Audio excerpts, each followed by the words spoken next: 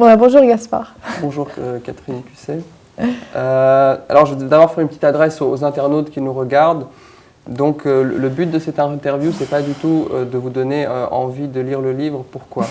Parce que si tu n'es pas capable de créer ton désir tout seul, tu passeras à côté d'un sentiment très agréable qui s'appelle la frustration auto-immune. Voilà, donc on va directement passer à un questionnaire sur Catherine qui est là en face de moi. Hein, à moins que Catherine veuille dire quelque chose sur le livre en particulier, vu que vous avez déjà beaucoup parlé, etc. Pas ici, hein, sur d'autres interviews qu'on peut trouver sur Internet, et à gauche et à droite, avec toujours un peu de rouge à lèvres, que vous mettez avant les interviews, qui est une chose que vous... C'est mon secret. C'est le secret, donc si d'autres veulent faire des interviews, mais peut-être plus. Voilà. Peut-être quelques... Parce qu'en même temps, c'est... Non ? Sur le rouge à lèvres ? Non, pas sur le rouge à lèvres. Je ne sais pas si vous voulez quand même dire quelques mots sur le livre, ou je vous pose directement des questions qui, d'ordre plus général, un peu un portrait chinois de vous, ce qui peut être intéressant. On peut essayer. Moi je suis quelqu'un d'assez timide, j'ai assez peur, là.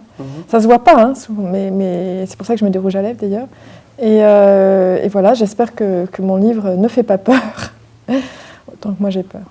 Vous avez peur, voilà. Mais c'est pas du tout un livre sur la peur, par non. contre. Enfin, c'est un livre sur la peur. C'est un personnage qui a peur. C'est pas moi d'ailleurs, mais c'est un personnage qui a peur. Mais... C'est vrai, il y a eu cette question, mais quand même, vous êtes marié avec un Roumain, etc. Oui. Elle a parlé des questions d'une...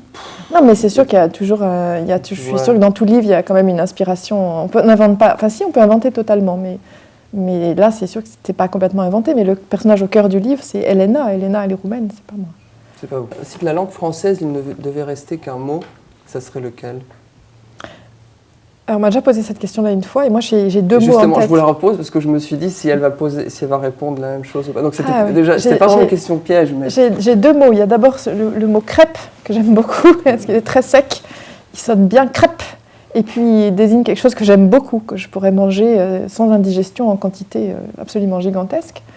Et l'autre mot que j'aime bien, il est tout à fait opposé à crêpe. C'est le mot désarroi, qui au contraire, vous l'avez déjà entendu. C'est ce que j'ai entendu. J'aime beaucoup ce mot à cause de ses trois syllabes, à cause de son sonorité ouverte à la fin, un peu régale, et puis à cause de l'état qui désigne comme ça, un état de trouble que je trouve intéressant. Vous étiez un dessert, vous seriez quoi ? Parce que c'est un peu facile en même temps. C'est facile, mais moi je suis dessert quand même. Hein. C'est-à-dire que j'adore les desserts. Vous m'emmenez dans un restaurant, j'ai beaucoup de mal à choisir entre les 4 desserts et si vous êtes un gentleman, vous m'offrez les 4. Alors vous m'offrez le fondant au chocolat. Il faut savoir que Catherine a écrit Confession d'une radine. Donc c'est vous qui me les offrez. Mais parfois je m'offre aussi le dessert. Enfin j'aime tout en termes de dessert, c'est pas la peine que je les nomme. On était à fondant au chocolat. On était à fondant au chocolat. Mais j'aime bien les desserts aussi assez raffinés. Par exemple à New York, dans une boulangerie française à côté de chez moi, il y a un dessert qui a été créé par Pierre Hermé pour la durée, qui s'appelle Ispahan, qui est un macaron...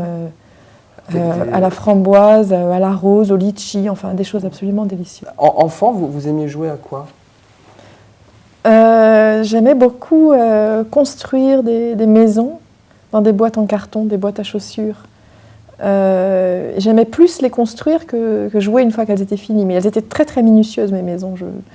Donc dans du carton. Dans du carton, voilà, une boîte à chaussures, et puis à partir de là, je construisais des meubles, et j'adorais par exemple construire une chambre, et il y aurait eu le petit bureau en carton, par-dessus il y aurait eu le petit cahier tout petit en papier, si possible un petit tapis avec une chute de fourrure que j'allais demander, je sais pas. Il y avait des bibliothèques déjà dedans ? Des bibliothèques, voilà, c'est le côté... j'adore la reproduction en mini, en tout petit, je ne sais pas si ça va avec le côté dessert. On pourrait peut-être faire une psychanalyse là en fait. Quel compositeur vous détestez ? Quel compositeur je déteste. Je sais, parce que si je vous demande lequel vous aimez, vous allez m'en sortir 3, 4, 5, que vous extasiez. Parce que vous avez, pourquoi pas, mais c'est pour ça que la question, je la trouve plus difficile, pas forcément. Qu'est-ce que vous en pensez ? Quelqu'un m'a dit hier une phrase extrêmement drôle. En fait, je vais dire que des choses pas de moi, parce que je ne saurais pas vous répondre. C'est une phrase que quelqu'un m'a dit hier, une citation de Woody Allen. Il disait qu'en entendant, écoutez, dans un film, il disait quand. Voilà, c'est pas la peine que je le dise. Non, mais je ne vais pas vous casser votre. Dites. Non, il m'a tout cassé. Quand il écoutait Wagner, lui donnait envie d'envahir la Pologne, qui doit être archi connu, mais voilà, moi j'ai pas beaucoup de culture, donc. Quel défaut souhaiteriez-vous avoir ?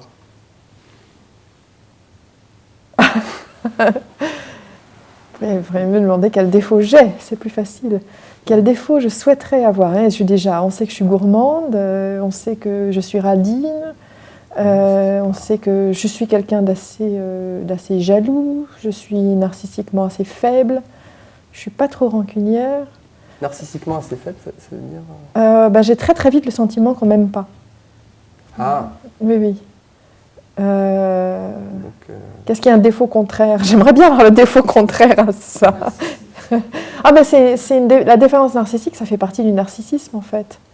Donc il y a d'autres gens en fait à côté que vous ne voyez pas, les chers internautes, mais qui participent au débat de façon j'aimerais très, bien, très je sais pas si c'est un également. défaut, mais j'aimerais bien avoir le défaut. J'aimerais bien avoir le défaut de ces gens qui sont toujours très sûrs d'eux, qui reviennent tout le temps. Justement, oui, qui n'ont pas de faiblesse narcissique. J'avais comme ça connu une fille quand je faisais mes études.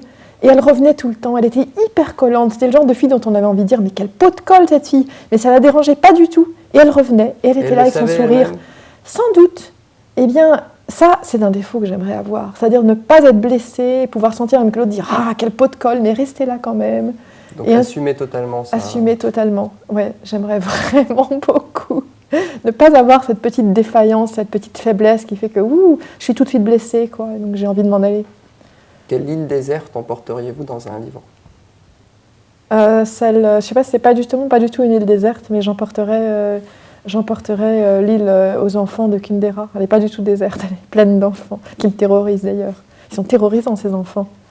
Je ne sais même plus dans quel roman de Kundera.